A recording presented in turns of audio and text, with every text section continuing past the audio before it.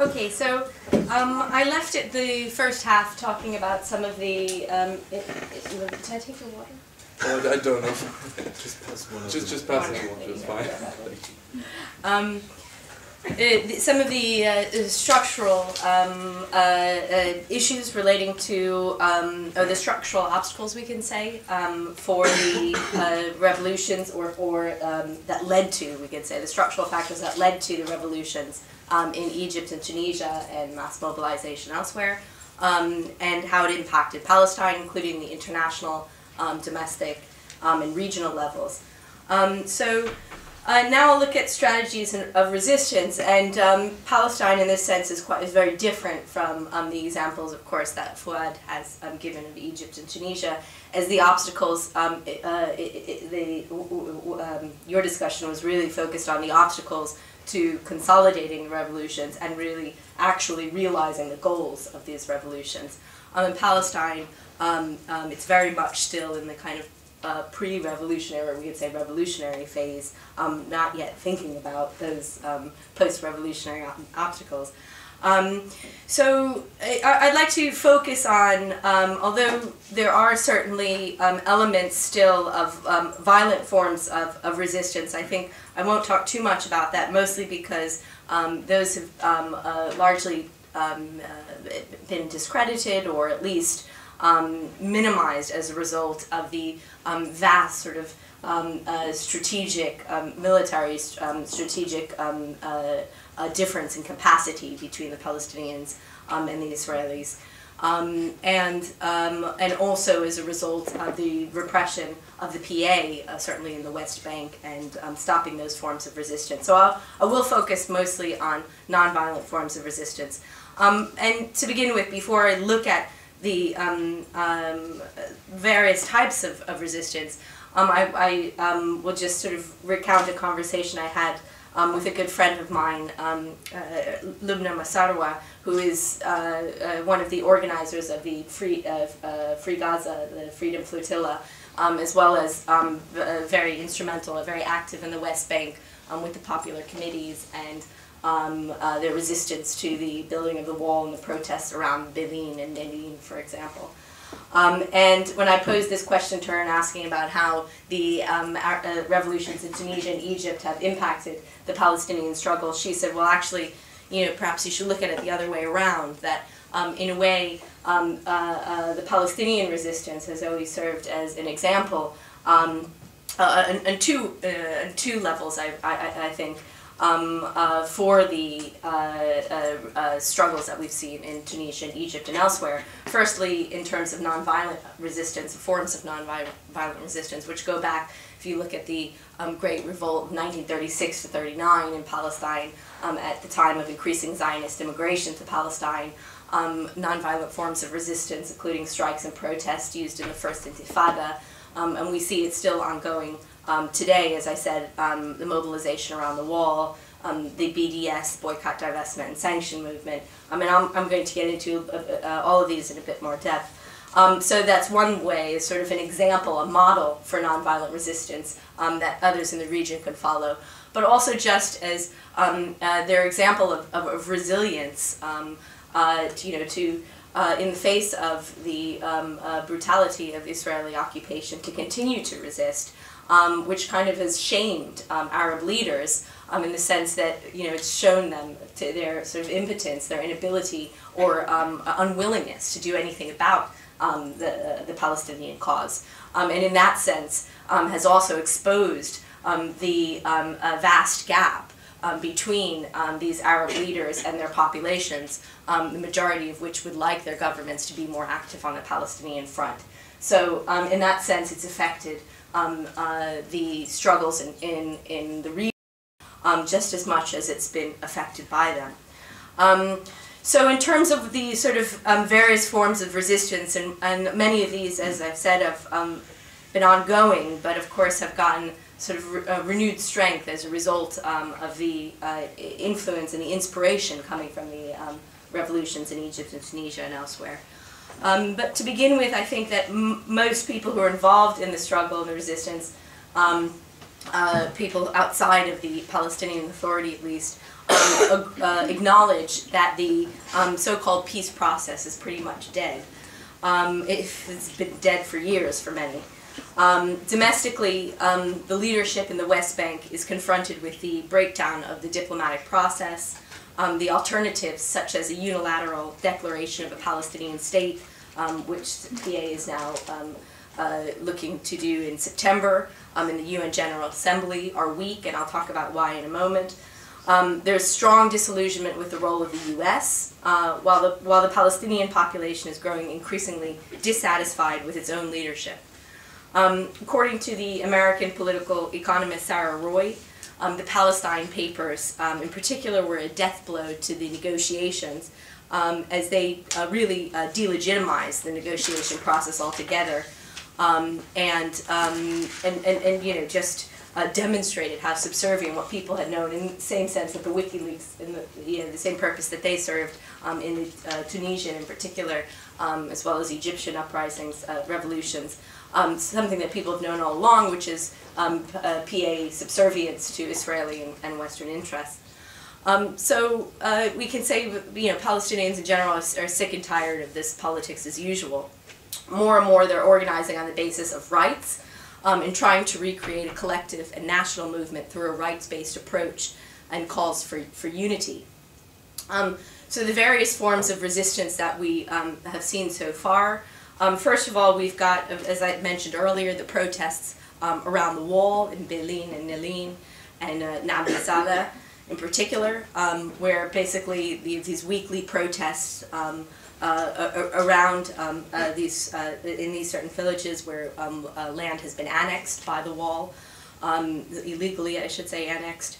Several hundred Palestinians, as well as internationals and Israeli activists, partake in these weekly protests.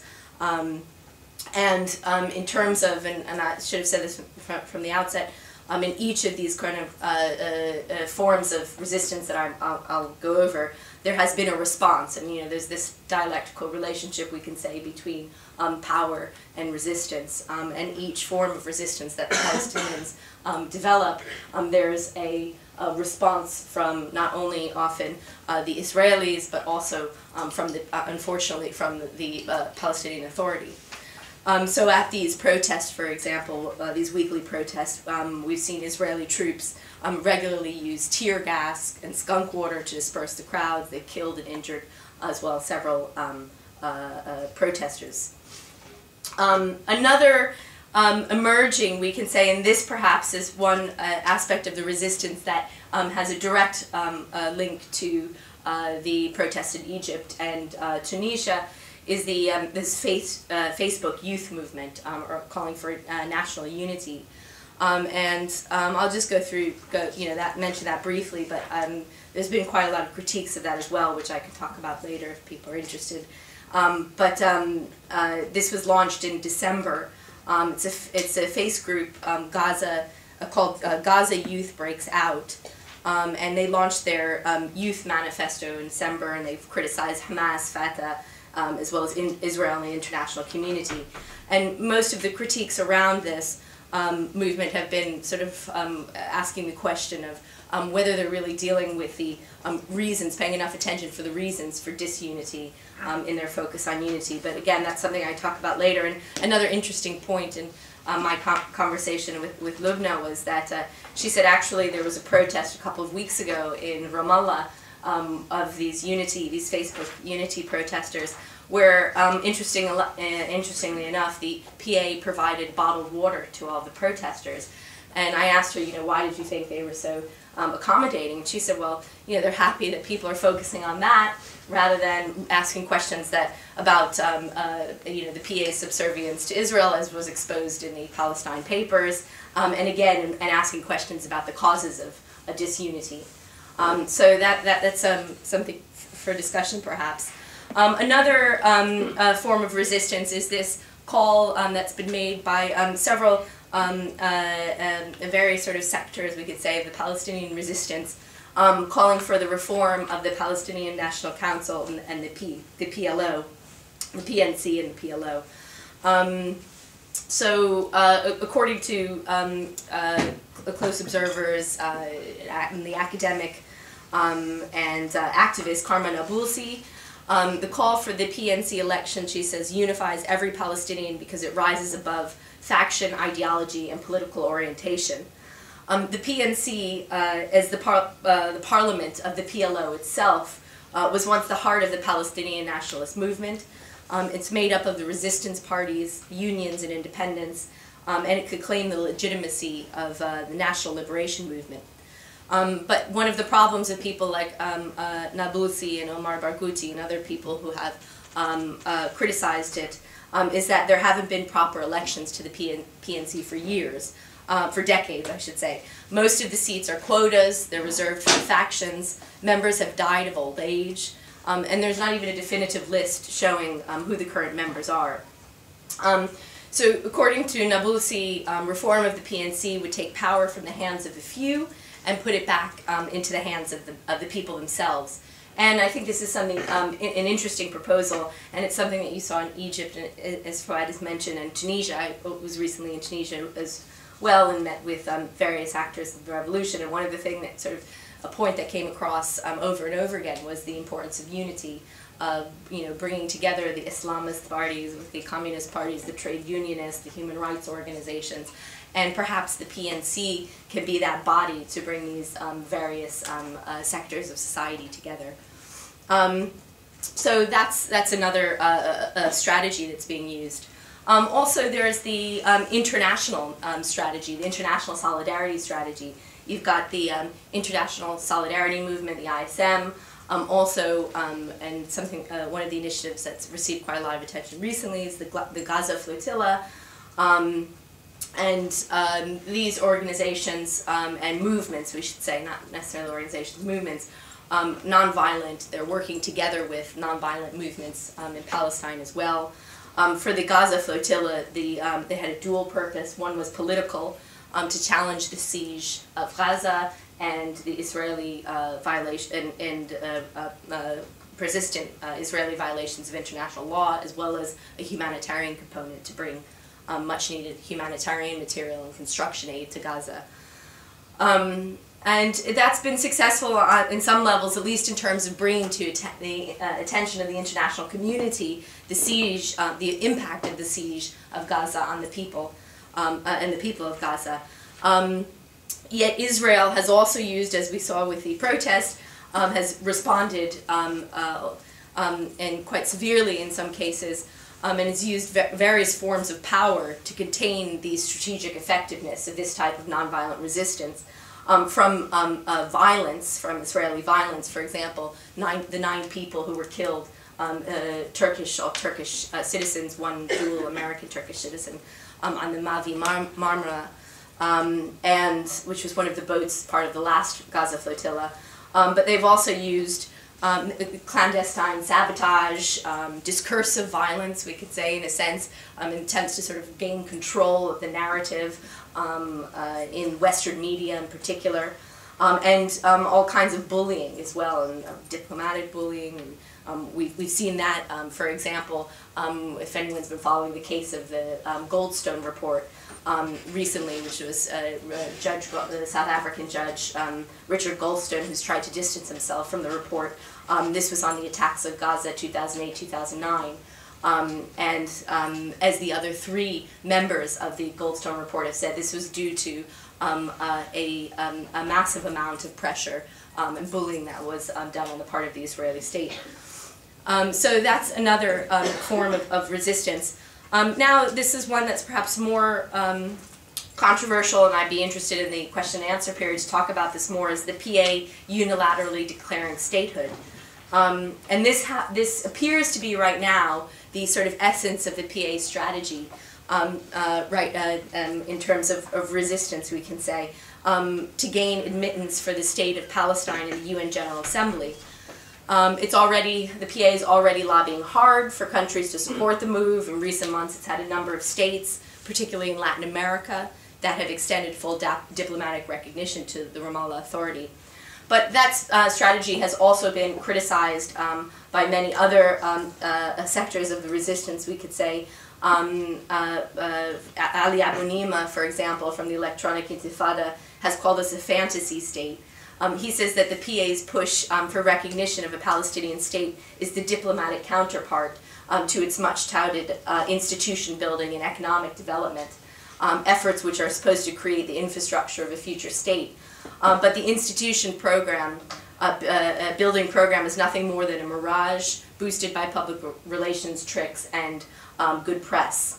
And in fact, he says, the main institutions that have come out of the whole sort of Oslo process have essentially helped both, allowed Israel to sort of outsource its dirty work to the PA, and the main institutions that have been developed have been the police state and militia apparatuses used to repress political opposition to the PA and any form of resistance to Israeli occupation. So Abu Nima thinks that the state unilateral declaration of the Palestinian state will go along those lines of the sort of institution building and economic development components of the peace process, and won't really serve the Palestinian resistance cause. Finally, there's the BDS movement, the boycott, divestment, and sanctions movement, and for people like Omar Barghouti, for example, also Ali Abu Nima, who supported this, as well as many others in the movement, they say that sort of rather than fetishizing statehood, that the focus of the Palestinian struggle should now be on the boycott, divestment, and sanctions campaign. And this focuses on rights and realities. It calls for an end to Israel's occupation and colonization of all Arab lands from 1967, full equality for Palestinian citizens of Israel, and respect for and implementation of the rights of Palestinian refugees. And these are all demands that are fully consistent with the Universal Declaration of Human Rights and international law. The PA has never really endorsed this campaign, and again, another way that it's seen by many people in the struggle as a sort of obstacle to the resistance, rather than support of the resistance. In fact, it sought to distract from and undermine it by calling only for a half-hearted boycott of Israeli goods, settlement goods, while actively promoting trade with Israel in violation of the BDS call. So there is a question that,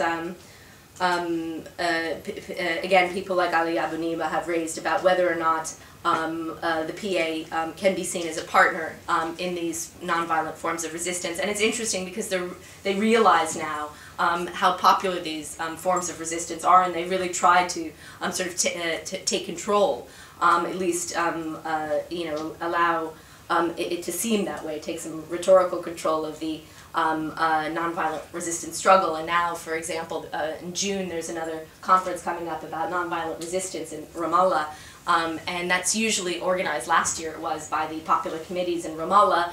Last year the PA sort of last minute tried to come in with Salam Fayyad offering to open the conference and do the keynote speech, which many people were opposed to. Now this year they're basically sponsoring the whole conference, and many people are pulling out as a result. They want it to be more organic in the sense of the Tunisian and Egyptian revolutions.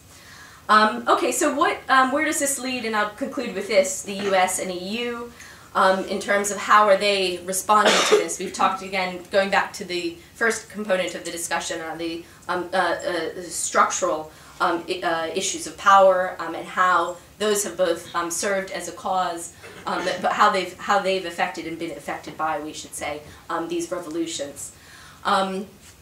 In her introduction to the Palestine Papers book, which basically detailing the submissiveness of the Palestinian negotiators. If anyone is unfamiliar with it, there's a great book that's just come out by an Al Jazeera journalist, Clayton Swisher.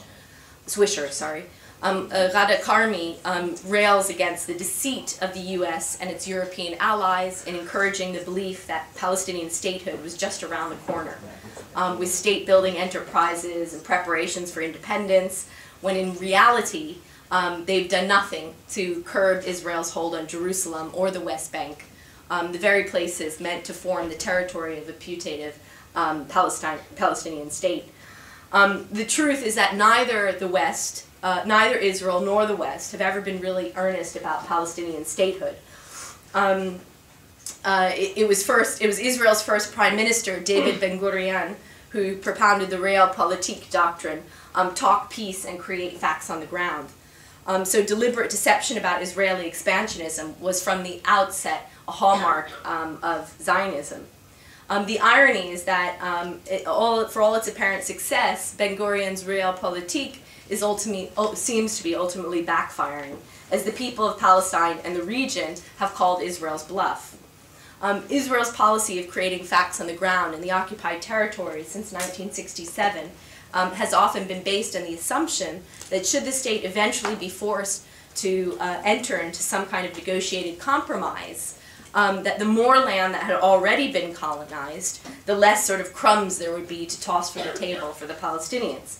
And this policy, of course, also exemplifies Israel's strategic essence: more land, fewer Palestinians. But now Israel no longer has a monopoly over the power to create facts on the ground. The revolutions, and perhaps people will disagree with my optimism, but I think that the revolutions and uprisings in the region are creating a new balance of power, and hence a new reality is emerging. Now, when Israel is eventually forced to the negotiating table, it will find that it has much less bargaining room to maneuver than it did even 2 months ago.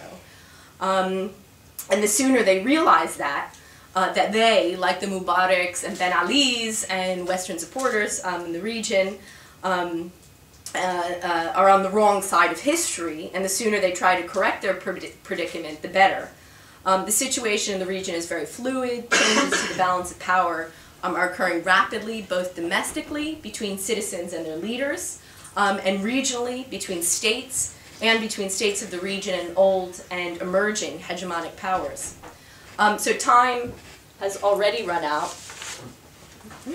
on Israel's strategy, I think the facts on the ground strategy.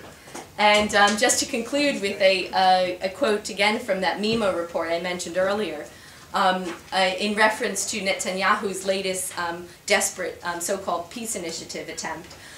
They said that it argues is a pitiful attempt to lock the stable doors long after the horses of freedom have bolted. Thank you.